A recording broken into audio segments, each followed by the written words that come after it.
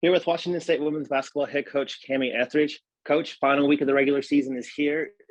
Your team heads to the Bay Area. You play Stanford this Thursday at 8 o'clock, and then you play California on Saturday at noon to close out the regular season here. Lots to play for heading into this final week. You're currently tied for Oregon for second in the Pac-12 standings. So just kind of how exciting has this been, and just, how are you guys preparing for that final week of the season? First off, I can't even believe it's the final week of the season and that we're sitting here at the end of February, and more importantly, just where we're standing in the standings and in where we are in the conference. It's just been a great wild ride that our team has kept us on and is on at this point. We've had some head scratching losses and disappointments, but I just have loved the way this team has responded, and it just the vibe in the gym and how we're feeling and obviously competing and the encouraging thing is it feels like we're still getting better. So this is the perfect time of year to have that feeling. So I'm happy about that, and let's hope we can take it on the road.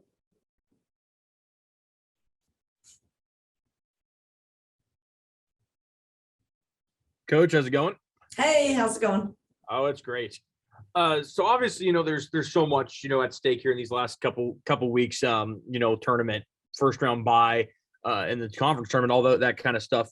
And how do you kind of keep the team centered on the actual games at hand and not listen to the outside noise? I'm sure everyone was checking bracketology at some point over the last couple of days, just by natural desire. But, how do you kind of remind everyone that there's still two very important regular season games to play, against one of the best teams in the country and a gritty team like Cal, who maybe the record doesn't show it, but, they're giving everyone a run for their money. Oregon State, UCLA, those were all close games.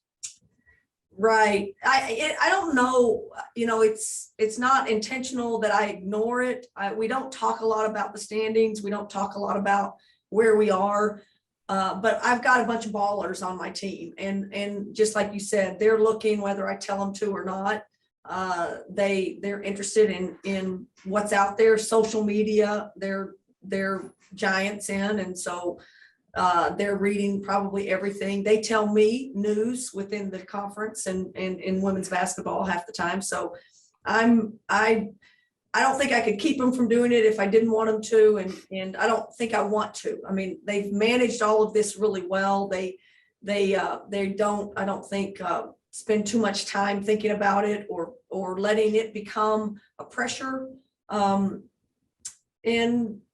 And that's the encouraging thing. We've got great leadership. We've got a real neat dynamic in the gym every day. A lot of energy, a lot of talk, a lot of banter, and focus. And that's the other thing I would say to that is they're focused in on scouts. It's not like anyone probably loves to watch film, but they focus. They're watching. They're asking questions. They're looking at things, knowing and putting themselves in those plays. And then afterwards, we have an app that lets us upload different kinds of things that we can upload and they can watch on their own. And they're asking for those videos and film. So it feels like this team is just being studious on their own, and they're in their own little basketball world a little bit and thriving in it. And but not letting it, I think, affect them in a getting too fat and happy and satisfied thing. Not at all, but just trying to know what's out there, know what we have to do, and continue to practice and prepare and have an edge about getting ourselves ready to play on our next game.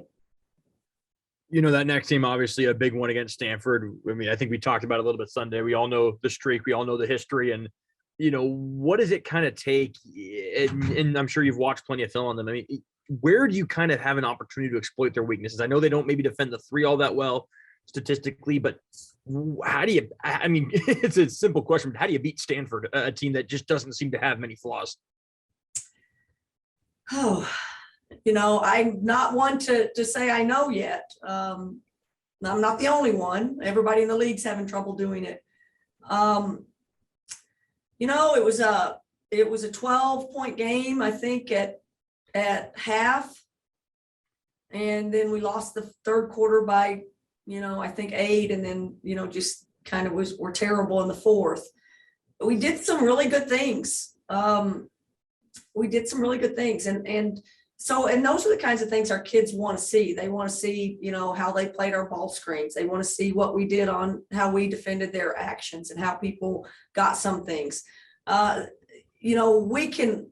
We're better than we were, 6 weeks ago. And I think they're better than they were. But we still have to be good at what we do. And for us, we gotta find ways to make some shots, and we've got to have a good presence from our post players that give us some points in the paint, and our penetrations off of plays. We've got to be able to knock down those little mid-range jump shots or create a shot somewhere on the floor. And when we've struggled, we've really struggled in that capacity. Obviously, not scoring near enough points against some of the top teams in this league. So that continues to be the challenge. But I'm encouraged by some of our actions. I'm encouraged by some of our play against Stanford, because we left a lot of bunnies, that didn't go in, and left a lot of open shots out there. So it's not that we look at that and go, our stuff doesn't work against them. We just have to knock down shots when we do execute it well, and we got to be, fanatical about executing well. Not trying to look ahead too far. Obviously, Stanford the priority, but Cal's an intriguing team in that you didn't really get them at their full strength back in December. I don't think Jada Curry played. They were down a couple of players. And this was a team that you guys didn't play at all last year. So it's almost like seeing a novelty in a sense of a team that you haven't really seen a ton of. But I think, as I just mentioned, a team that has grinded out a lot of games. They've come up short, but a team that can be very, very difficult. When you look at that game, how do you kind of make sure that while you're preparing for Stanford, you're also keeping an eye on Cal, knowing that that's as important as anything is winning that game and making sure that, you at least can, get one or even two out of this weekend. Right.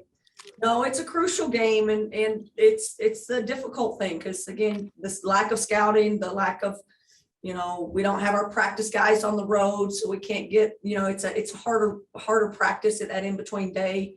And like you said, Cal is a completely different team, playing better now than obviously 6 weeks ago. And I think Charmin's done that. Charmin's been great at, her teams really seem to be playing well at the end of the season and in the conference tournaments that since I've been here and since she took over. So a big challenge, athletic, great offensive scoring punch, and Curry and again, just, I think at this point, it's so much you have to rely on, your foundation and who you are and what you do.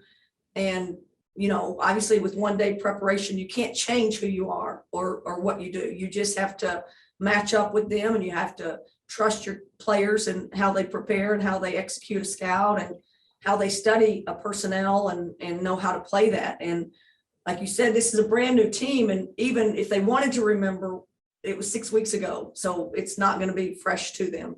But again, that's why I like this team. They're mature. They're good on the road. They prepare well, and we just need to put our best foot forward and play to the best of our ability. And that's what we're doing, and that's how we have to just believe in what we do and how we do it.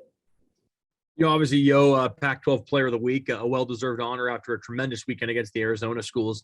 I think in this stretch where you've won 9 of 12 games, she's averaging close to 14 points in that run, and that includes the game against Oregon where she didn't score because, quite frankly, no one really scored. But just how much is Yo's development into a legitimate scoring option, and someone that can be in double figures every single night? How much has that changed the way you can run your offense, where teams can't just collapse consistently on Charlize because there's another legitimate double-digit score they have to worry about consistently? Yeah, I think Yo is probably our X factor in so many ways, and you mentioned it in the sense that that many points. Not everybody can get that many points or more. Averaging 13, but has had some much higher numbers. So she's a key factor for us. What I appreciate and think, just understanding it, looking at Yo and her growth from last year to this year and early on to now, is she just responds better to mistakes or misses or turnovers, and she's already kind of a real sensitive little soul, and she gets upset if she obviously was very upset for Kate, and that like she's very sensitive. And so she can, you know, if I yell at her, if I get mad at her, she's sensitive in that. And she responds, you know, you got to be careful with that. But I don't feel like you have to be careful with her. She's gotten to the point where she just needs a minute. She just needs to think about it. And, you know, she's very aware of what she needs to do for us. But I think that toughness, that mental toughness, that physical toughness, that get over a play kind of mentality has really grown in her, and her confidence just, I don't feel like it's shaken as maybe it did, you know, a year ago. So that's encouraging, because that, to me, that translates into she's going to be a consistent player. She's not going to have a roller coaster, you know, games here and games there. And we just need her to stay in this groove and take the shots that she gets, whether they go in or not. Those are shots we want her to take, and she knows she needs to take, and we can live with the outcome if she takes the shots that are open to her.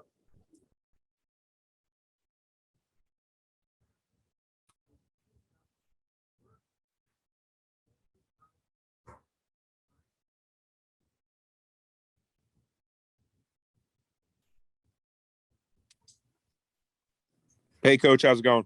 Hello. I'm in the dark when all that's going on. I don't hear anybody, so sorry if I'm a little bit surprised or wondering what's going on.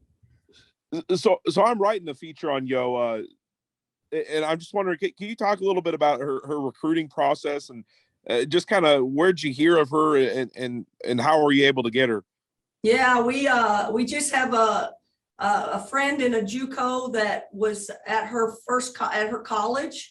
And he ended up leaving after that first year or at some point. And he went and took a head job. He was an assistant with her and knew of Yo and knew her situation, that she was a qualifier.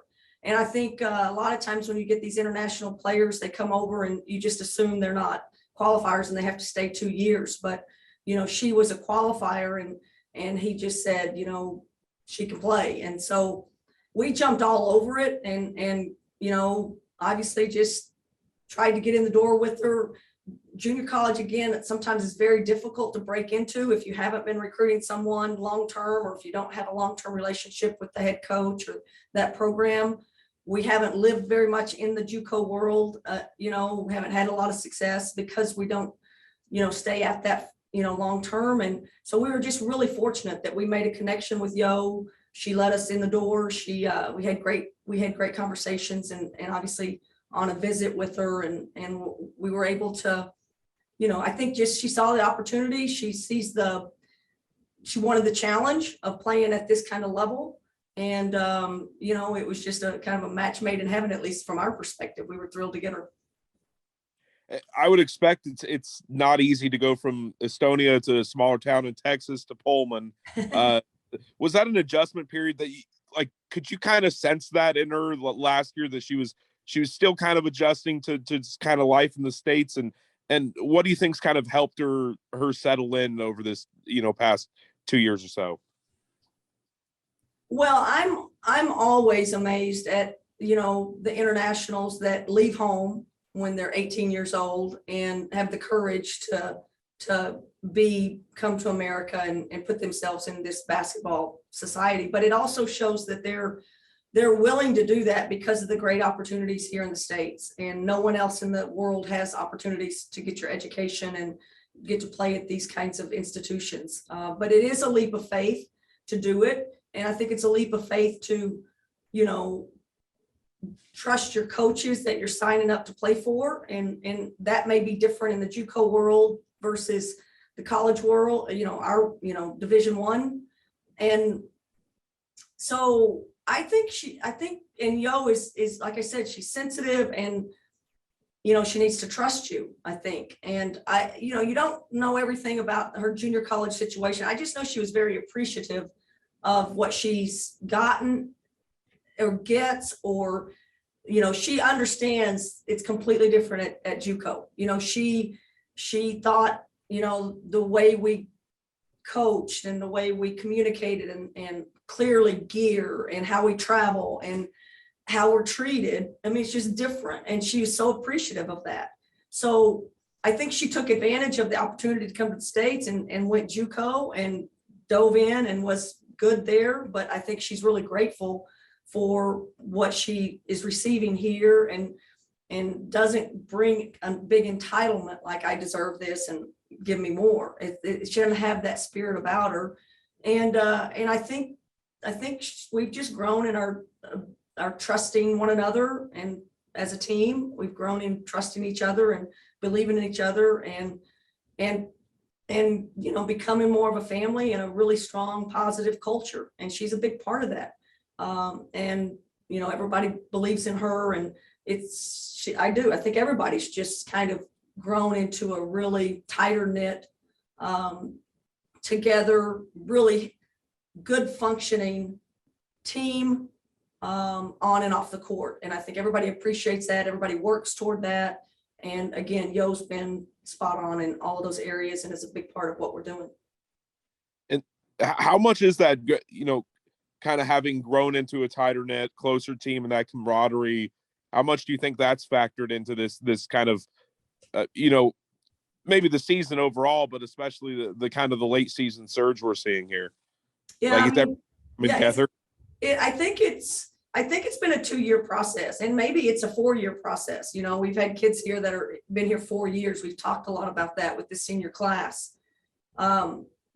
Last year's success was just a jumping off point. I think everybody felt like we did a lot of first times for our program. We're still doing some of those first times. We hadn't beaten USC. We have those moments of, you don't win on the road, blah, blah, blah. Still a lot of firsts that we're doing, which is really exciting. But I just think it just feels a little bit more not as fragile. I mean, I think last year, especially this time last year, again, we'd lost Cheryl and Melina, and she was a big chunk of how we played, and it put a lot of pressure on everybody else. And we just didn't have the time to fit into our roles and adjust well. And so we were still kind of trying to figure it out. And at the time of the year, you don't need to be figuring things out. You just need to be what you are. And this year, maybe we struggled at times and have to figure things out, but we're more comfortable in our roles, and people are able to grow in those roles and know where they're needed. And they step into those spots and just are their best, and are, pushing each other and challenging each other, but people aren't trying to do too much. And I think that's a real positive. I think that's it's not complacency. No one's complacent, because we're all dying and trying like crazy to get better. But it's again, trust each other, do your job, trust each other, do your job, show up every day, bring your best. And when you get people that are just so into that and not any other agenda, which just feels like it's a more stable, solid ground than we've ever been. And I think that's translating into continued improvement at this time of year. And, potentially, we can continue getting better and have a chance to really do some fun things in maybe postseason. Thanks a lot, Coach. Good luck this weekend. Yeah, thank you.